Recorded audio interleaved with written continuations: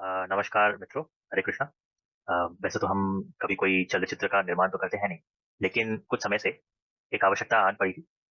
हम ट्विटर पे बहुत समय से देख रहे हैं कि एक अल्प बुद्धि के वर्ग में बहुत ही प्रसिद्ध अज्ञान का जो माध्यम बन चुका है, ये साइंस जर्नी, ये किस प्रकार से हमारे ग्रंथों के विरुद्ध, हमारे शास्त्रों के विरुद्ध, हमारे इतिहास के विरुद्ध अपने पटल पे जिस प्रकार की अभद्रता पूर्वक ये टिप्पणियां करता है, ये बहुत ही मैं इस कोई शब्द ही नहीं है। इसके पास ना तो संस्कृत का कोई ज्ञान है, इसके पास ना तो किसी प्रकार का शोध है। ये आप देख सकते हैं जैसे यहाँ पे इसने कुछ मतलब कुछ 1 दिन पहले ही इन्होंने एक प्रकार से हमारे महाभारत का जो आदि पर्व है, उसमें श्लोक 19 से 24 अ, 36वें सर्ग आदि पर्व के 36वें सर्ग का श्लोक 19 से 24 में इन्होंने एक प्रकार से हमारे जो ग्रंथ में इस परिप्रेक्ष्य में कह सकते हैं जो विज्ञान है, जो गूढ़ रहस्य है, जो गूढ़ विज्ञान है, उसपे इन्होंने एक प्रकार से अभद्र टिप्पणी की है। और आप देख सकते हैं किस प्रकार का शब्द इन्होंने प्रयोग किया गया है। जैसे यहाँ देख सकते हैं महाभारत के लेखक लेखकों को ये भी नहीं पता था कि एक दिन विज्ञान इतना आगे बढ़ जाएगा कि ये भी पता लगा लगा ले कि धरती चपटी नहीं गोल है और भारत भूमि के नीचे भी दूसरे देश होंगे जहाँ इंसान होंगे। तो मतलब ये कहने का प्रयास कर रहे हैं कि जो महाभारत के जो ये जो महाकाव्य के जो हमारे प्रणेता है व्यास मुनि जी, इनको जो हमारे पृथ्वी का जो आकार है, हमारे पृथ्वी का जो संरचना है, उनके बारे में कोई बोध नहीं था।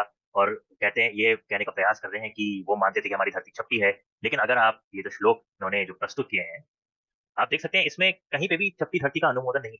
किसी भी रूप से, किसी भी प्रकार से चपटी धरती का अनुमोदन नहीं है। लेकिन लिख रहे हैं कि इस प्रकार का अनुमोदन किया गया है लेखक द्वारा। तो लिखा कुछ है और ये लिखते कुछ है। तो देख सकते हैं इस प्रकार की अभद्रता, इस प्रकार की त्रुटियाँ ये करते हैं और ये बार-बार करते हैं। ऐसा नहीं है कि इन्होंने एक ही बार किया है। आप इनके पूजन पटल पे देख सकते हैं कि संपूर्ण ये अल्पमेधि त्रुटिपूर्ण अनुवाद का आधार बना के किस प्रकार से ये भ्रम भ्रम का प्रसार करने का प्रयास करता है ब्राह्मणों के विरुद्ध, ग्रंथों के विरुद्ध, हमारे महापुरुषों के विरुद्ध। आप देख सकते हैं आप भी सोच सकते हैं कि जिस व्यक्ति को संस्कृत का एक शब्द नहीं पढ़ने आता, अगर आप वो इनके साथ हमने एक विवाद किया था, अगर इसी इसी महाभारत के श्लोकों के ऊपर अगर आप उस विवाद का जो चलचित्र देखेंगे, आप देख सकेंगे कि ये संस्कृत का जो नुआंसेस है, उसकी जो गूढ़ता है, उसके प्रति इनकी इनका कितना सम्मान है। भाषा विज्ञान के प्रति इनका कितना सम्मान है। इस अल्पमेधि को ये नहीं पता, ये जो ग्रंथों में ये जो जिस जिस विज्ञान को ये असत्य सिद्ध करने का प्रयास कर रहे हैं, वो प्रत्यक्ष विज्ञान उनके सामने है। ये जो संस्कृत के जो श्लोक है, ये संस्कृत के श्लोक अंग्रेजी में या किसी भी भाषा में लिखी हुई 2 पंक्तियों के समान नहीं है।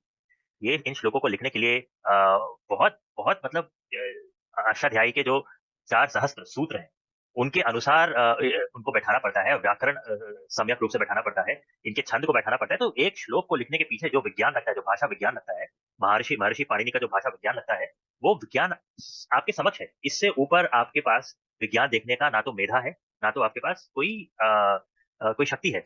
लेकिन क्योंकि क्योंकि कुछ अनुवाद इनके समक्ष प्रस्तुत है, उस अनुवाद के आधार पे ये सिद्ध करने का प्रयास कर रहे हैं कि हमारे जो महापुरुष है, हमारे जो अ, अ, काव्यकार है, उनको किसी भी प्रकार का विज्ञान नहीं पता। तो ठीक है, ये बात हुई कि मैं किसी पॉपुलर साइंस टेक्स्ट बुक के आधार पे मैं ये निष्कर्ष निकालूँ कि वैज्ञानिकों को कोई विज्ञान ही नहीं आता। या स्ट्रिंग थ्योरी की किसी पॉपुलर साइंस टेक्स्ट बुक को देख के हम ये निष्कर्ष निकालें कि स्ट्रिंग थ्योरी में तो कुछ विज्ञान हो ही नहीं रहा। जब तक आप उसका गणित नहीं जानेंगे, जब तक आप उसके एक्सियम्स को नहीं देखेंगे, उसके असम्पशन्स को नहीं जानेंगे, तो आप कैसे किसी प्रकार का निष्कर्ष निकाल सकते हैं?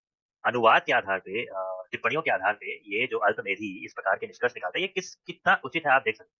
तो संपूर्ण पूजन पटल इनके बस बकवास से भरा पड़ा है। और अगर आप अम, उस विवाद का जो चलचित्र अगर आप देखेंगे तो आपको समझ में आएगा कि ये संपूर्ण रूप से केवल अपना ही बखान करता है और आप देख सकते हैं। और हम मूलतः हम ऐसा नहीं है कि हमने ट्विटर पे प्रयास नहीं किया इनको उत्तर देने का। ये कुछ समय पहले इन्होंने मनुस्मृति पे कुछ अभद्र टिप्पणियां की थी असाधु अनुवाद का प्रयोग करके। लेकिन क्योंकि मूलतः ट्विटर पे हम संस्कृत में ही उत्तर देते हैं, संस्कृत में ही लोगों से वार्तालाप करते हैं, तो हमने भी उनको संस्कृत में उत्तर दिया। किंतु आप समझ सकते हैं इनको ये तो समझ में आया नहीं होगा। तो इसलिए हमने हमने ये प्रयास किया कि इनसे एक बार वार्तालाप ही कर लेते हैं, इनसे एक बार विवाद करते हैं और और हम इसको समझाने का प्रयास करते हैं कि कैसे जिन श्लोकों में तुमको विज्ञान नहीं दिख रहा, हम तुम्हें वो विज्ञान दिखाने में एक प्रकार से सहायक सिद्ध हों। लेकिन मेरे आशा से बहुत निम्न, बहुत ही घटिया और बहुत ही अभद्र ये विवाद हुआ था। और अगर आप देखेंगे इस चलचित्र को तो आपको समझ में आएगा कि इसमें इसमें इन्होंने किसी भी प्रकार का मतलब किसी भी प्रकार का बेनिफिट ऑफ डाउट देने को ये तैयार नहीं है और होगा होगा भी क्यों नहीं। विज्ञान में मतलब क्षेत्रों में ऐसा मान्यता है, ऐसा समझा जाता है कि जितना आपका बैकग्राउंड होता है, जितना आपका समझ होता है, उतना आप बेनिफिट ऑफ डाउट देने को तैयार होते हैं। लेकिन जिनके पास कोई समझ नहीं, जिनके पास कोई बैकग्राउंड नहीं, जिनके पास कोई ज्ञान नहीं, वो आपको किस प्रकार वो उनके पास आपको बेनिफिट ऑफ डाउट देने का कोई भी माध्यम नहीं होता। और इन्होंने हमें कितने बार इन्होंने हमें म्यूट किया, हमें बैक स्टेज पे निष्कासित किया। इतनी तरह एक बार जब हम बोलते थे तो बीच में ये टपाक से अपना मत रखते थे और अपने मतलब हमारे मुख में अपना जो इनका जो कू शब्द है, ठीक है? ये ठूसने का प्रयास करते थे। मतलब इनके पास जो जो तर्क करने का, जो शास्त्रार्थ करने की जो विधि है, उनका भी ज्ञान नहीं। और इसलिए मुझे ये चलचित्र बनाना पड़ रहा है समझाने के लिए कि मुझे अपना जो मैं अपना तथ्य रखना चाहता था, जो मैं अपना मंतव्य रखना चाहता था, उस मंतव्य को प्रस्तुत करने के लिए हम ये पृथक रूप से एक चलचित्र बनाने का प्रयास कर रहे हैं। तो इसलिए अभी हम शुरू करते हैं वाल्मीकि रामायण से।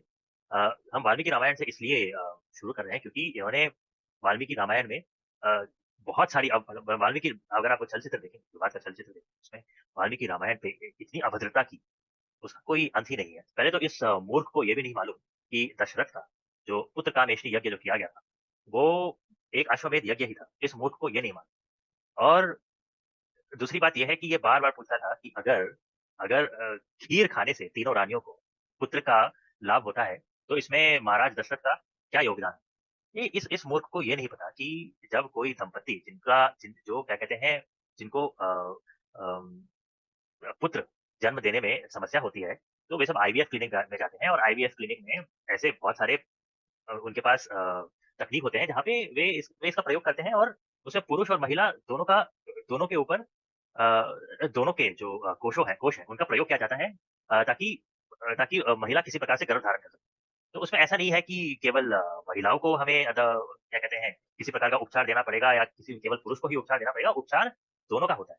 ठीक है? तो उसी प्रकार से वाल्मीकि रामायण है, महाराज दशरथ को पुत्र प्राप्ति में कुछ समस्याएँ आ रही थी। तो उनको क्या कहते हैं, ये मंतव्य हुआ, उनको ये बुद्धि हुई कि हमें अश्वमेध यज्ञ करना चाहिए। तो वो सर्ग हम देखना चाहते हम वो श्लोक के साथ देखते हैं। तो विशेष नहीं।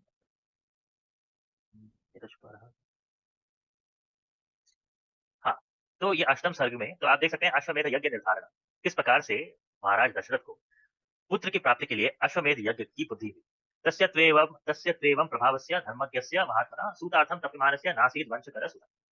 तो उस उसके उस के उस तो यहाँ लिखा गया है उस धर्मज्ञ महात्मा का उस प्रभावी धर्मज्ञ महात्मा का तप करते हुए प्रभावी धर्मज्ञ महात्मा का सूत के लिए नहीं था। हाँ, तो इसका अर्थ ये है कि उस तप करते हुए सूत के लिए, पुत्र के लिए तप करते हुए महात्मा धर्मज्ञ का, उस प्रभावी महात्मा धर्मज्ञ का नहीं था कोई वंशकर उनका कोई वंश करने वाला कोई सूत नहीं था। लेकिन अगर आपने वाल्मीकि रामायण पढ़ा होगा तो महाराज दशरथ की एक पुत्री थी, जो किसी और राजघराने में गोद ली गई थी और महाराज अरे यार उनका नाम हमें स्मरण नहीं हो रहा है। ऋष्यशृंग से, हाँ, महाराज ऋष्यशृंग से, महाराज सॉरी ऋष्यशृंग मुनि से उनकी पुत्री का विवाह हुआ था। और ऋष्यशृंग वही मुनि है जिन्होंने ये यज्ञ करवाया था, ये यज्ञ का अनुष्ठान करवाया था, ये अश्वमेध यज्ञ का। तो उनकी एक पुत्री पहले से थी, लेकिन उनको कोई वंश को आगे बढ़ाने वाला, वंश को अग्रसर करने वाला कोई पुत्र नहीं था, तो उसके लिए वो तब क्या करते थे। तो इसलिए तो यहाँ दूसरे श्लोक में कहा गया है, चिंतयानस्य तस्येयं बुद्धिर आसीन महात्मना सूतार्थम वाजिमेधिना किमर्थम यजामहे। तो उनको यही चिंता करते हुए उन चिंता करते हुए को यह बुद्धि हुई, महात्मा का ये बुद्धि हुआ कि सूत के लिए वाजिमेधिना, यहाँ वाजी का मतलब अश्व होता है, तो अश्वमेध के लिए, अश्वमेध द्वारा किसलिए नहीं यजामि हम, अश्वमेध द्वारा किसलिए मैं यज्ञ ना करूं। तो सुनिश्चिता मतिं कृत्वा यष्टव्यम इति बुद्धिमान मंत्रिभिः सह धर्मात्मा सर्वैरवेव कृतात्मभिः। सुनिश्चित मति को करके यज्ञ योग इस प्रकार वो बुद्धिमान मंत्रियों के साथ, वो धर्मात्मा सभी मंत्रियों के साथ ही इन्होंने ये मति को सुनिश्चित किया। और तो इन तीनों श्लोकों से ये सिद्ध हो गया कि हमारे जो महाराज दशरथ हैं, उन्होंने पुत्र की प्राप्ति के लिए अश्वमेध यज्ञ का निर्णय लिया और उन्होंने ये बात महाराज उनके जो राज पुरोहित हैं वशिष्ठ जी को, उनको ये बात बताई और उन्होंने उन्हें क्या कहते हैं, यहाँ पे लिखा हुआ है, हाँ, साधु साध्विति तद्वाक्यम ब्राह्मणा प्रत्यपूजयन्। तो साधु इस प्रकार ये वाक्य को ब्राह्मणा उनके प्रति उनको पूजन करने लगे। तो इस प्रकार साधु-साधु बोलते हुए ये जो सारे ब्राह्मण थे इस प्रकार के वाक्य बोल के वो दशरथ जी का पूजा करने लगे और वशिष्ठ प्रमुखा सर्वे मतलब जो वशिष्ठ जो प्रमुख है सभी के सर्वे पार्थिवस्य मुखे मुखे इतम तो जो वशिष्ठ प्रमुख है, सभी पार्थिव के मुखे इतम वेदम ऊचु ऊचुश्च परम प्रीता सर्वे दशरथम तो उन्होंने प्रेम से परम प्रेम वश दशरथ को ये वाक्य कहा संभ्रियंताम ते तुरंगश्च विमुच्यताम सरयावश्च सरयवाश्च उत्तरे तीरे यज्ञ भूमि विधीयताम तो आप हर प्रकार के धर्म का अर्जन अर्जन करते हुए तुरंग यहाँ तुरंग का मतलब और एक एक अश्व को मुक्त कीजिए सरयू के उत्तरे सरयू के उत्तर तीर में यज्ञ भूमि को यज्ञ भूमि विधेयता यज्ञ भूमि का विधान की तो एक प्रकार से महाराज वशिष्ठ ने एक प्रकार से महाराज दशरथ को इसकी अनुमति दे दी तो इस मूर्ख को ये बताने के लिए कि ये जो अश्वमेध है और ये पुत्रकामेष्टि यज्ञ है ये दोनों एक ही यज्ञ है और ये जो यज्ञ है ये एक प्रकार से जो महाराज दशरथ है इनके जो मंत्रों का प्रभाव है इनके जो इस यज्ञ का जो फल है फल स्वरूप इन तीनों महारानियों को और महाराज दशरथ को पुत्र की प्राप्ति होगी और इस यज्ञ का सबसे बड़ा जो क्या कहते हैं लक्ष्य है कि देवताओं को प्रसन्न करना है क्योंकि जब तक आप देवताओं को प्रसन्न नहीं करेंगे तो तब तक आपको पुत्र की मतलब तब तक आप सपुत्र नहीं आपको कोई पुत्र नहीं होगा ठीक है तो ये एक मान्यता है और ये मूर्ख बोल रहा था कि क्या मतलब अभद्र रूप से कि क्या नपुंसक थे ये थे वो थे देखो इसको मैं समझाना चाहता हूँ कि ये जो महाराज दशरथ है ये तुम्हारे बापों के भी बाप है ठीक है तो इनको तुम नपुंसक ना बोलो तो वो अच्छा है ठीक है और सभ्य भाषा में महाराज दशरथ जी का हमें नाम लेना चाहिए क्योंकि हमने अभी अभी देखा कितने बड़े महात्मा हैं इनको स्वयं बोध हुआ कि अगर हमें पुत्र चाहिए तो हमें अश्वमेध यज्ञ का निश्चय करना होगा ठीक है और जो एक प्रकार से पुत्र कामेष्टि यज्ञ ही तो ये रही वाल्मीकि रामायण में जो महाराज दशरथ के विरुद्ध इनकी जो अभद्रता थी उसको उत्तर देने के लिए हमें ये लाना पड़ा और अभी हम चलते हैं उस विज्ञान के ओर जो महाभारत में ये देख नहीं पा रहे तो हम हम वाल्मीकि रामायण में पहले एक प्रकार से एक कोरोबोरेटिव एविडेंस प्रेजेंट करेंगे कि जो जो गूढ़ विज्ञान जो 1924 36वें सर्ग का आदि पर्व के 36वें सर्ग का जो श्लोक है 1924 के बीच में जो श्लोक है उसमें किस प्रकार का विज्ञान है उस विज्ञान को हम एक प्रकार से कोरोबोरेटिव एविडेंस के रूप में हम कोरोबोरेट करेंगे हम उसे सिद्ध करेंगे क्योंकि वाल्मीकि रामायण एक प्रकार से प्रेडेसेसर है महाभारत का महाभारत से पहले लिखा गया तो अगर महाभारत में कोई विज्ञान है तो वो विज्ञान रामायण में भी होना चाहिए या रामायण में कम से कम उसके किसी प्रकार का मतलब संकेत होना चाहिए तो वही हम आपको दिखाने का प्रयास कर रहे हैं तो ये तो महाभारत में ये विज्ञान दिया है उस 1924 श्लोक में कि जो हमारे पृथ्वी का जो इंटीरियर जियोलॉजिकल स्ट्रक्चर है वो क्या है तो वो उसका एक प्रकार से काव्यात्मक रूप से एक चित्रात्मक रूप से एक प्रस्तुति है महाभारत लेकिन हम आपको दिखाएंगे कि वो कितना एक्सप्लिसिट है वो चित्र और ये हम पहले वाल्मीकि रामायण से हम आपको दिखाने का प्रयास करते हैं तो ये वाल्मीकि रामायण में हम उस सर्ग में है जिस सर्ग में महाराज सगर ये कथा विश्वामित्र भगवान राम को बता रहे हैं जैसे सगर एक अश्वमेध यज्ञ कर रहे थे और इस यज्ञ के मध्य में उनका जो अश्व है वो लोप हो गया और हमारे जो महाराज है महाराज सगर है उनके जो मंत्री है उनके जो उपाध्याय है उन्होंने उनको यह मंत्रणा दी कि जो हमारा यज्ञ का जो अश्व है तो ये जिसका लोप हुआ है ये हमारे यज्ञ में एक छेद हो गया छिद्र हो गया इस छिद्र को हमें तुरंत भरना होगा नहीं तो ये हमारे लिए बहुत ही अपवित्र बहुत ही अशुभ सिद्ध होगा इसलिए जिन्होंने इस अश्व का हरण किया है उसके हर्ता को आप ढूंढिए और उसको तुरंत मृत्यु दंड दी तो सगर के 60,000 पुत्र थे 60 सहस्त्र पुत्र थे और उन्होंने अपने 60 सहस्त्र पुत्र को आदेश दिया कि तुम जाओ और संपूर्ण पृथ्वी में हमारे अश्व को ढूंढ लो तो आप यहाँ देख सकते हैं सगर जी अपने पुत्रों से कह रहे हैं भूया खनता भद्रम वो निर्भिद्य वसुधातनम अश्वहर्तारम आसाद्य पितार्थाश्च निवर्तसा भूय पुनः खनता तुम सब खोदिए भद्रम वो यहाँ पे वो अपने पुत्रों का आशीर्वाद दे रहे हैं भद्रम ते एक व्यक्ति के लिए और भद्रम वो संपूर्ण मतलब बहुत सारे लोग बहुवचन आशीर्वाद है ये निर्भिद्य भेद करके वसुधातन को पृथ्वी को भेद करके अश्वहर्तारम अश्व के जो हर्ता है उसको प्राप्त करके और कृतार्थ इस कृत के लिए निवर्तता इस कृत के लिए निकली तो अपने पुत्र को ये आदेश दे रहे हैं कि तुम पृथ्वी को खोदिए, इस संपूर्ण वसुधा तल को खोदिए, भेदिए और जो अश्वहर्ता है उसको प्राप्त करने के लिए आप निकलिए। और पितुर्वचनम आस्थाया सगरस्य महात्मना षष्ठी पुत्र सहस्त्राणि रसातलम अभिद्रव। तो पिता का वचन को रख करके, आस्था रख करके सगर के उस महात्मा सगर के षष्ठी पुत्र सहस्त्राणी, उनके 60 सहस्त्र पुत्रों ने रसातल को रसातल को वे भेदने लगे। जब वे जब वो पृथ्वी की जो भूमि है उसको भेदने लगे, तो उनको उनको क्या दिखा? उन्होंने देखा खन्यमाने तथा तस्मिन् तदृशु पर्वतोपमं दिशागजं विरूपाक्षं धारयन्तम हरितम। तो उस खोदते हुए में तदृशु, उन्होंने उन सबने देखा पर्वत के समान दिशागजं विरूपाक्षं, मतलब विरूपाक्ष का एक मतलब होता है कि उनकी 3 आंखें। तो वही देख के लेके हम चलते हैं। विरूपाक्ष दिशागज मतलब दिशाओं को एक-एक दिशाओं को देखते हुए, एक दिशा को फेस करते हुए एक उनको गज मिला, एक दिग्गज मिला जो महितल को धारण करता हुआ, वही जो पृथ्वी को धारण करता हुआ, उन्हें एक दिग्गज मिला। दिशा को, एक पर्टिकुलर दिशा को देखने वाला पर्वत के समान, मतलब बहुत बड़ा उन्हें एक हाथी मिला, एक गज मिला। स पर्वतवनाम कृत्स्नाम पृथ्वीं रघुनंदना धारयामासा शिरसा विरूपाक्षो महागज। वो गज, वो विरूपाक्ष महागज संपूर्ण पृथ्वी को, पर्वत के साथ संपूर्ण पृथ्वी को धारण किया हुआ था। यदा पर्वणि काकुत्स्थ विश्रमार्थम महागजा खेदात् चालयते शेषम भूमि भूमि कंपस्तदा भवेत्। जब उस समय में विश्राम के लिए वो महागज ने किसी दुख के, किसी पीड़ा से उन्होंने अपने सिर को चलाया, उन्होंने अपने सिर को हिलाया, क्योंकि उन्हें कुछ पीड़ा हो रही थी, जिसके कारण भूमि कंपन तदा भवेत्, उसके कारण भूमि कंपन हुई थी। तो ये यहाँ पे लिखा गया है, लिखा गया है कि जब उस समय विश्राम के लिए महागज खेत से अपने सर को चलाते हैं तो भूमि कंपन होती है। तो यहाँ पे विश्वामित्र कह रहे हैं। तो उनको देखने के बाद यहाँ पे लिखा गया है कि तम ते प्रदक्षिणम कृत्वा दिशापालम महागजम मानयन्तो हि ते रामा जग्मुः भीत्वा रसातलम्। तो उनको उस दिशापाल महागज को देख करके उन सब ने उनकी प्रदक्षिणा की और पूजा करते हुए वे रसातल को भेदते हुए चले गए। ठीक है, भेद करके रसातल को भेदते हुए चले गए। तो आप देख सकते हैं कि जब हमारे जो महाराज सगर के जो पुत्र हैं, उन्होंने कैसे पृथ्वी के अंदर एक महान गज देखा जो पर्वत के समान, मतलब पर्वत जितना विशाल था। ठीक है, तो इसमें किस प्रकार के विज्ञान के प्रति उन्होंने संकेत किया? क्या पृथ्वी के नीचे कोई महान गज है जो संपूर्ण पृथ्वी है उसको, उसका भार ढोए हुए है?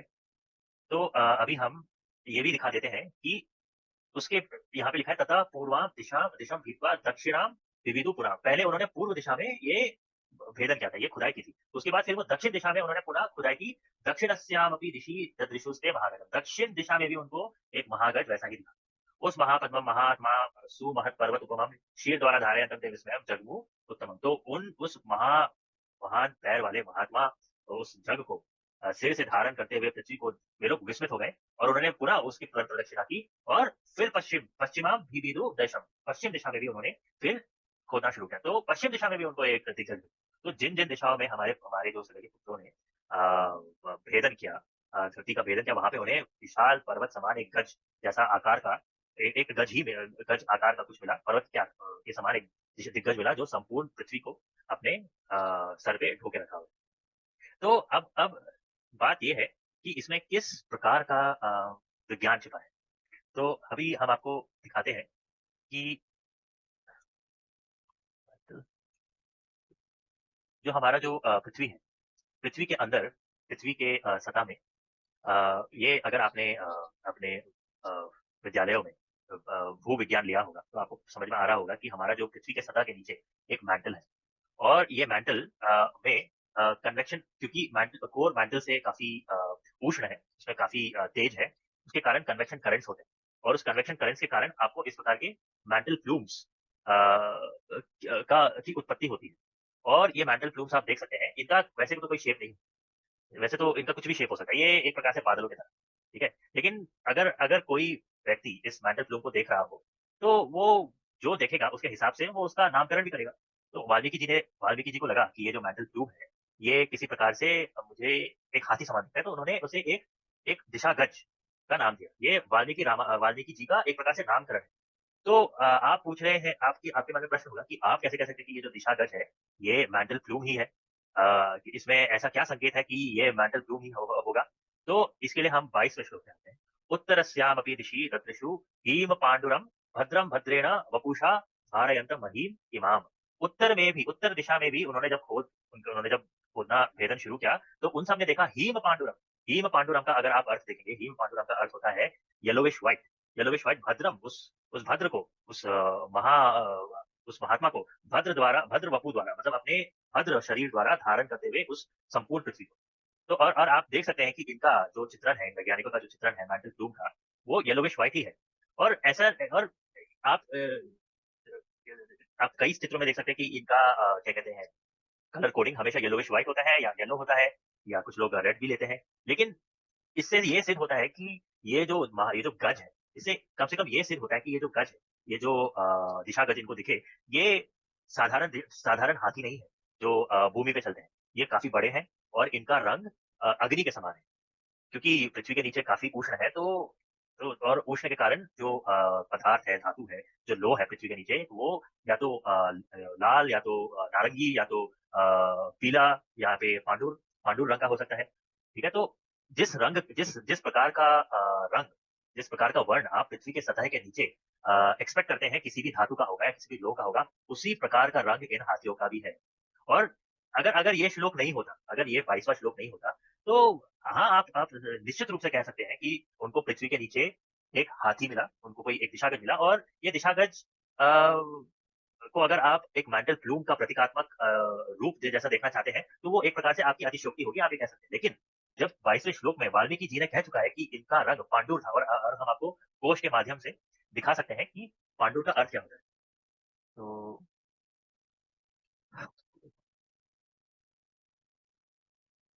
तो हम भी कोश में जाने वाले हैं। संस्कृत पांडुर।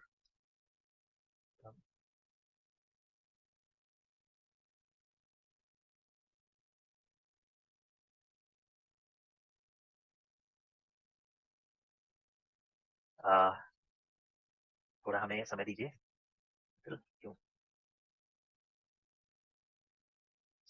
तो हाँ, देखिए पांडुर, ये देखिए ऑफ येलोविश व्हाइट कलर। ठीक है। व्हाइट व्हाइटिश पेल पेल और येलोविश व्हाइट जॉन्डिस। तो जॉन्डिस में भी आप देखते हैं येलोविश व्हाइट उसी टाइप का कलर होता है। ठीक है। तो जिस प्रकार का रंग संरचना आप पृथ्वी के सतह के नीचे आप उसकी अपेक्षा करते हैं, उसी प्रकार की रंग संरचना इन इन क्या कहते हैं, हाथियों की है। तो इससे ये एक प्रकार संपूर्ण रूप से ये सिद्ध होता है कि हमारे जो सगर के जो महाराज सगर के जो पुत्र हैं, जो हमारे पूर्वज है, उन्होंने जब पृथ्वी के अंदर खुदाई की, तो उन्हें मेंटल प्लूम्स दिखे। और ये मेंटल प्लूम्स को एक प्रकार से एक साइंटिफिक नोमेनक्लेचर दिया गया है दिशागज का या दिग्गज का। तो आप कह सकते हैं कि अगर ठीक है, चलो, तो लेकिन हमें तो ये मेंटल प्लूम हाथी जैसा नहीं दिखता, तो इसको दिग्गज क्यों कहा, कोई ये प्रश्न कर सकता है। तो आप अगर अंग्रेजी में मेंटल का अर्थ देखेंगे, मेंटल का अर्थ होता है एक चादर, एक चोगा। ठीक है? जो उसका मूल अर्थ होता है, ये इसका जो मूल अर्थ है वो एक चादर या चोगा होता है, जैसे आप देख सकते हैं। तो और प्लूम का अगर आप अर्थ देखें, प्लूम का अर्थ देखें, तो प्लूम का अर्थ होता है कोई पंख, कोई फेदर, कोई arrangement of feathers used by display. अगर अगर आपने नई नई अंग्रेजी सीखी है, और नई नई अंग्रेजी आपने सीखी है और आप पृथ्वी का जो जो संरचना है उसके बारे में अगर आप अंग्रेजी में नया नया पढ़, तो आप पढ़ेंगे कि पृथ्वी के अंदर मेंटल होता है और मेंटल के अंदर मेंटल प्लूम्स होते हैं। और अगर आपने एक कोश का प्रयोग करके मेंटल ब्लूम का अगर आपने डेफिनेशन देखा, तो आपके मस्तिष्क में किस प्रकार का चित्रण होगा कि हमारे पृथ्वी के सतह के नीचे मेंटल है। तो मेंटल मतलब चादर, चोगा, जो हमने आपको दिखाया। तो मेंटल के पृथ्वी के सतह के नीचे एक बहुत बड़ी चादर है, और उस चादर में प्लूम्स है जो फेदर है, तो उस चादर में बहुत सारे पंख लगे। अगर आपने नई नई अंग्रेजी सीखी है और आप कोश के सहारे से ये सब सीखने का प्रयास कर रहे हैं, तो आपको इसी प्रकार का ही चित्रण आपको मिलेगा। और तो ये जो हमारे जो अंग्रेज वैज्ञानिक हैं, उनको इन चित्रों में इनको उनको ये किसी प्रकार का फेदर जैसे दिखता है, तो इन्होंने इसको प्लूम कहा। और क्या आप उनसे ये सवाल कर सकते हैं कि आपको इसमें फेदर कहाँ दिखा, आपने इसको फेदर ही क्यों कहा, प्लूम क्यों कहा? आप इसको कुछ और कहते हैं, मुझे तो ये किसी प्रकार का राजमा जैसा दिख रहा है, तो हम मेंटल में इस प्रकार के राजमा उगते हैं, ये क्यों नहीं कहा? मुझे तो ये किसी कुकुर मुत्ते के जैसा लगता है, तो आपने ये क्यों नहीं कहा, मेंटल मशरूम्स क्यों नहीं कहा? देखिए, ये सब केवल तर्कहीन बातें हैं, और अगर आप इस विवाद को देखेंगे, ठीक है? विवाद में देखेंगे तो इसी प्रकार की तर्कहीन बातें इनसे निकल रही थी कि इन्होंने ये सब क्यों नहीं लिखा ग्रंथों में। अरे भाई, हम तुमको दिखा रहे हैं, वाल्मीकि रामायण में उन्होंने रंग तो दे दिया ना। उन्होंने हाथ बताया, वो हाथी जितने बड़े-बड़े थे, और ये मेंटल प्लूम बहुत बड़े-बड़े होते हैं, पर्वत जितने बड़े होते हैं। और ये पर्वत जितने बड़े होते हैं, और उनके इसके आकार को, इसके जो इस प्लूम के आकार को समझाने के लिए वाल्मीकि जी ने हाथी हाथी का प्रयोग किया। एक प्रकार से हमें कुछ चित्रण देने के लिए। और उन्होंने केवल चित्रण ही नहीं दिया, बल्कि उनका रंग भी दिया, ताकि हमें स्पष्ट रूप से समझ में आ जाए कि ये हीम पांडुरंग, ये क्या कहते हैं, व्हाइटिश येलो ही है, ठीक है? और ये मैंटल प्लूम्स ही है। और तो ये वाल्मीकि रामायण में, तो और ये वाल्मीकि रामायण के बालकांड में है, और बालकांड मतलब सबसे पहला कांड है। और इसके बाद अभी अगर आप देखेंगे तो अभी 1300 श्लोक ही अभी क्या कहते हैं समाप्त हुआ है। वाल्मीकि रामायण में 17 सहस्त्र श्लोक है। अगर 1300 श्लोक में हमें पृथ्वी की जो संरचना है, अंदर की संरचना जो आज के वैज्ञानिक यंत्रों से पता किया गया है, और ये तथ्य वाल्मीकि जी को 12 सहस्त्र वर्ष पहले उन्हें ये ज्ञात था, और उन्होंने वाल्मीकि रामायण में इसको लिखा है। तो अगर वाल्मीकि रामायण में जिसमें केवल 17 सहस्त्र श्लोक है, और उसमें केवल 1300 श्लोक में ही इतना विज्ञान आ गया, आप सोचिए जो महाभारत है जिसमें 1 लाख श्लोक, उसमें कितना विज्ञान आपको मिलेगा। ये वाल्मीकि जी का है। तो चलो अब हम चलते हैं इस क्या कहते हैं, ये जो मूर्ख है, इस मूर्ख के ट्वीट पे। तो तो ये सिद्ध हो गया कि हमारे जो भारतीय जो ऋषि मुनि हैं, उनको मेंटल प्लूम्स का ज्ञान था, और उन्होंने उनको दिग्गज का नाम दिया था। तो क्या जो जो ज्ञान वाल्मीकि रामायण में है, क्या वही ज्ञान हमारे महाभारत में भी वेद व्यास जी ने प्रदर्शित किया है? तो हम वही देख दिखाते हैं। तो इनके श्लोकों पे चलते हैं। तो इनके श्लोकों में क्या दिया गया है? इनके श्लोकों में दिया गया है कि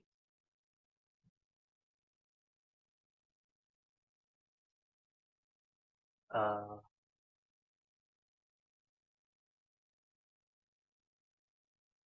उवाच शेष उवाच, अ, इनमें इसमें संपूर्ण रूप से नहीं दिया है, तो हम महाभारत में ही चलते हैं। आदि पर्व के 36वें सर्ग में, नवाधिक शतम, ये तो बहुत आगे हो गया। पंचसप्तति से 575, ओके 64 तो 34, ओके यहीं पे 34 36 जी। तो यही वही श्लोक है जो ये दिखा रहे थे। हाँ, तो यहाँ देख सकते हैं आप। तो जो संवाद हो रहा है, तो उसमें ब्रह्मा जी शेष जी को कह रहे हैं, शेषनाग जी को कह रहे हैं कि आप संपूर्ण पृथ्वी को धारण कीजिए। त्वं शेष सम्यक चालिताम यथावत संग्रह्य तिष्ठस्व यथा यथा अचला स्यात्। तो तुम शेष अच्छे से सम्यक इस चलते हुए इस चलिता को, ये चली हुई को यथावत यथाशक्ति ग्रहण करके तिष्ठस्व रुक जाइए, और जैसा अचला हो, और जैसा अचला उसको कीजिए, जैसा ये जितना ये अचल हो सके वैसा उनको अचल कीजिए। हम एक बार देख लेते हैं कि कहीं श्लोकों में भेद तो नहीं, भेद नहीं है, ठीक। तो इस मही को शैल वन उपपन्ना सागर ग्राम विहार पत्तनाम तुम शेष सम्यक चलिताम यथावत संग्रह तिष्ठस्व यथा चला स्यात्। तुम शेष इस संपूर्ण पृथ्वी को ग्राम सागर विहार पर्वत आदि के साथ इस चलती हुई पृथ्वी को यथाशक्ति ग्रहण करके रुको। तिष्ठस्व मतलब रुको, और यथा अचल जैसा जितना अचला हो सके उतना उसको अचला करो। इसमें भी संपूर्ण अचला की बात नहीं की गई है। इसमें यह नहीं कहा गया कि संपूर्ण पृथ्वी को संपूर्ण रूप से अचला करो, क्योंकि अगर पृथ्वी को संपूर्ण रूप से अचला करे तो पृथ्वी सूर्य की चक्कर नहीं लगा पाएगी, ठीक है? पृथ्वी पे जो बहुत जो भूकंप आते हैं, वो कंपन होता है, वो नहीं हो पाएगा। तो इसलिए यथा अचला लिखा गया, जैसा अचल हो उतना आप यथा अचला कीजिए, यथा जैसे रुकिए जिससे वो यथा अचल हो जाए। और अगर आप इस ये कहते हैं कि ये गीता प्रेस गोरखपुर का अनुवाद है। तो इसमें कहा है कि ये पृथ्वी प्रायः हिलती-डुलती रहती है, तुम इसे भली-भांति धारण करके इस प्रकार स्थित रहो, जिससे यह पूर्णतः अचल हो जाए। तो आप देख सकते हैं कि इस जो अनुवाद इन्होंने प्रस्तुत किया है, ये एक प्रकार से त्रुटिपूर्ण अनुवाद है, क्योंकि यहाँ पे यथा अचला कहा गया। यथा अचला मतलब यथाशक्ति, यथाशक्ति अगर आप हिंदी जानते हैं, तो यथाशक्ति का मतलब जितनी शक्ति हो सके, जितनी शक्ति हो सके उतनी शक्ति, यथाशक्ति से आप कार्य कीजिए, अपनी शक्ति अनुसार आप कार्य कीजिए। इसका ये अर्थ होता है। तो यहाँ पे भी यथा अचला हो, मतलब जितना अचला हो सके उतना अचला आप उसको कीजिए। तो आप देख सकते हैं कि संस्कृत का जो ज्ञान है, जो संस्कृत का ज्ञान कितना आवश्यक है महाभारत में, वाल्मीकि रामायण में जो गूढ़ विज्ञान है उसको समझने के लिए। कि अगर आप यथा मेरा मेरा मत है कि इन्होंने इसको संधि विच्छेद किया। इस अनुवाद करने में जो भी जिसका भी ये अनुवाद है, इसने ये संधि विच्छेद किया और कहा यथा अचला। यथा अचला मतलब संग्रह तिष्ठस्व यथा अचला स्यात्। ग्रहण करके रुकिए, यथा अगर आप इसको संधि विच्छेद करेंगे और इसको यथा अचला करेंगे, तो जिस यथा का अर्थ जिससे हो जाएगा, जैसे अचला हो जाए। और यहाँ पे ये जो अनुवाद है, ये पूर्णतः अचल हो, ये सही बैठता है। लेकिन अगर आपने अव्ययी भाव समास में अगर आप यथा और अचला को इस प्रकार से लिखते हैं, जिससे तो अव्ययी भाव समास में यथा अचला का अर्थ कुछ और हो जाता है। इसका मतलब हो जाता है कि जितना अचला हो सके, ठीक है? और यथाशक्ति भी एक अव्ययी भाव समास ही है, और आप यथाशक्ति को संधि विच्छेद करके यथाशक्ति जैसे शक्ति कर सकते हैं, या तो आप उसको अव्ययी भाव समास मान के यथाशक्ति कह सकते हैं। यथाशक्ति का मतलब जितनी शक्ति हो सके। तो अगर आप इसको अव्ययी भाव समास मानेंगे, तो आप समझ पाएंगे कि इसमें इतना विज्ञान है, कितना विज्ञान है। और अगर आप त्रुटिपूर्ण रूप से इसका संधि विच्छेद करेंगे, तो आपको आपको तो मतलब कुछ अवैज्ञानिक ही निकलेगा। तो जिस मूर्ख को संस्कृत नहीं आती, जिस मूर्ख को अव्ययी भाव समास क्या होता है वो नहीं पता, संधि विच्छेद क्या होता है नहीं पता, वो अगर संस्कृत ग्रंथों में विज्ञान ढूँढेगा तो उसको तो अविज्ञान ही मिलेगा ना, और उसको तो पता ही नहीं, तो वो तो अनुवाद पे जाएगा। और किसी ने त्रुटिपूर्ण रूप से संधि विच्छेद करके इन्होंने अगर कुछ लिख दिया, तो उसको तो अविज्ञान ही मिलेगा। तो अगर आप सीरियसली किसी ग्रंथ में विज्ञान को ढूँढने का प्रयास कर रहे हैं, विज्ञान को प्राप्त करने का प्रयास कर रहे हैं, तो आपको उस विज्ञान से पहले भाषा विज्ञान आना चाहिए। इस मूर्ख को भाषा विज्ञान नहीं पता, और इसके जो अनुयायी है ताली पीटते रहते हैं, ठीक है? इसके इस भाषा अवैज्ञानिक के लिए ताली पीटते रहते हैं। किस किस प्रकार के लोग हैं?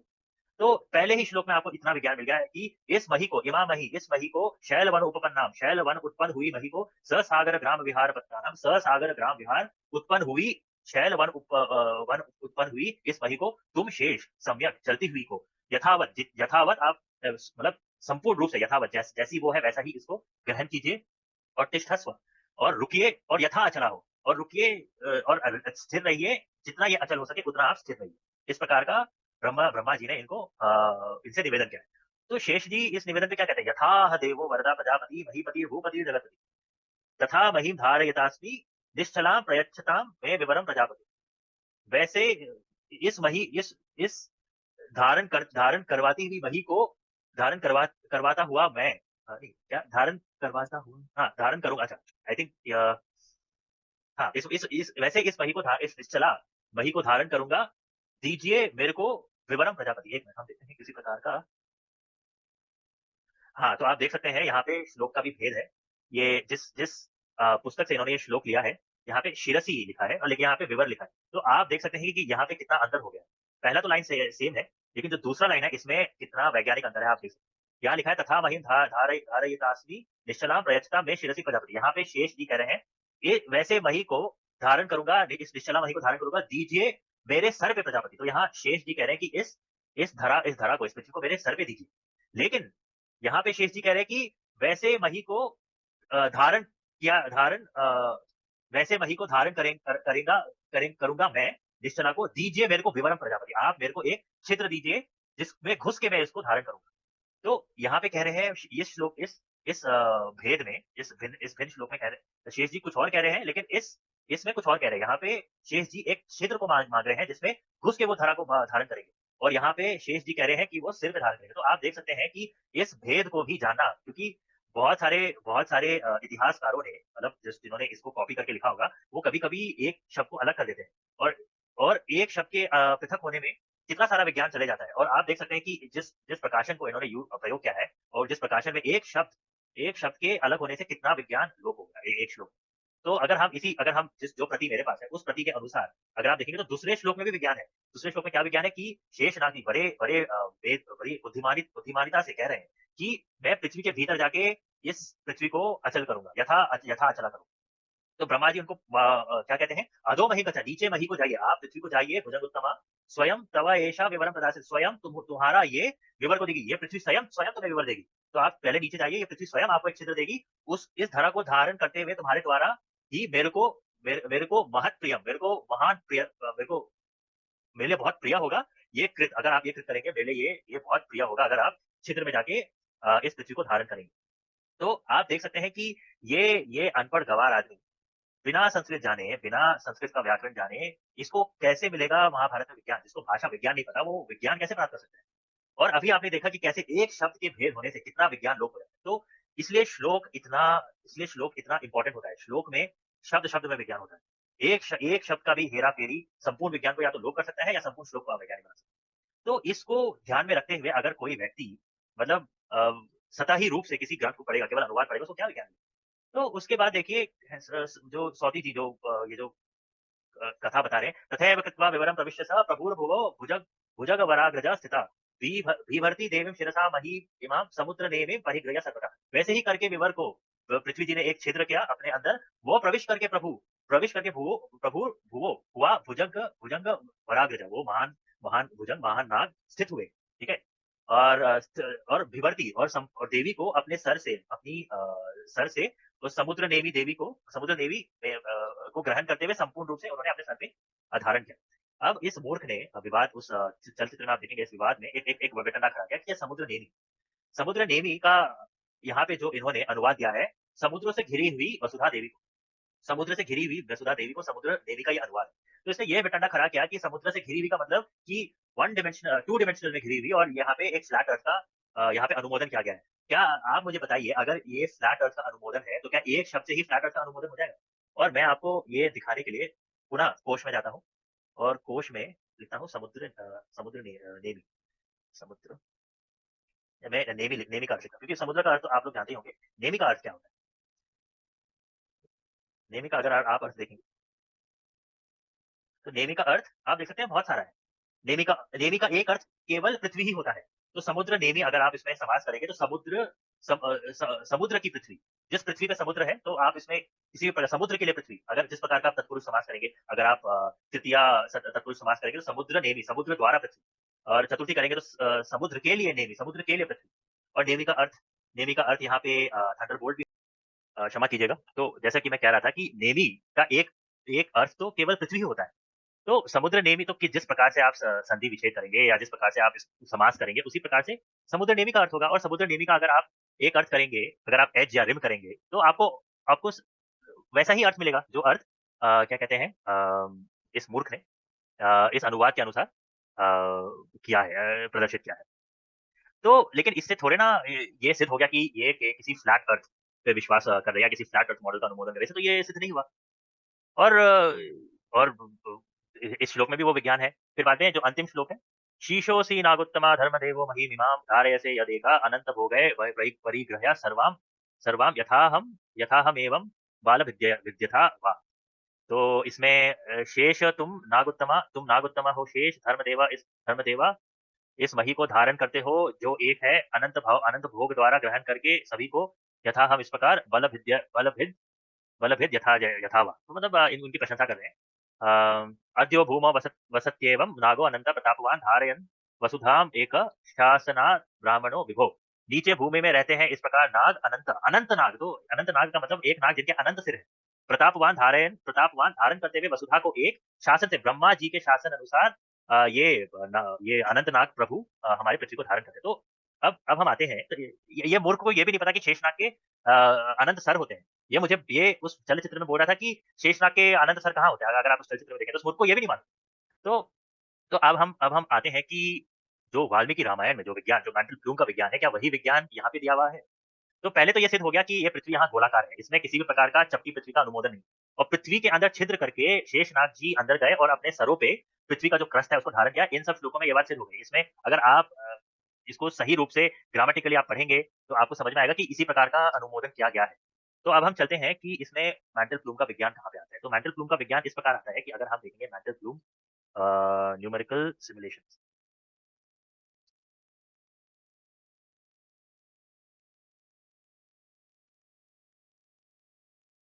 वेल उससे पहले हम आपसे पूछ लें कि ये वेद व्यास जी का दृष्टिकोण है कि ये जो मेंटल ब्लूम है ये किसी नाग का सर है, ठीक है? और क्योंकि बहुत सारे मेंटल ब्लूम्स होते हैं, तो एक ऐसा नाग जिसके बहुत सारे सर हैं, तो वो अनंत नाग हुआ, शेष नाग हुआ, और एक प्रकार से प्रतीकात्मक हो गया। तो अगर आप देख सकते हैं, तो ये किसी कोबरा का या किसी सर्प का सर ही जैसा लगता है, जो इस प्रकार से उठा जा रहा है, और ये उठते-उठते अपने अपने सर पे इस प्रकार से धरा को ये धारण किया हुआ है। तो इस प्रकार का मतलब वेद व्यास जी का जो इमेजिनेशन है मेंटल ब्लूम को लेके, वो एक सर्प का है, और वाल्मीकि जी का जो इमेजिनेशन है एक मेंटल ब्लूम का, वो एक गज का है। तो उसमें इसमें केवल इमेजिनेशन का भेद है, लेकिन कॉन्सेप्चुअल सिमिलैरिटी आप देख सकते हैं कि महाभारत और रामायण में है। और हम आपको एक चित्र दिखाना चाहते हैं, मेंटल ब्लूम इमेजेस।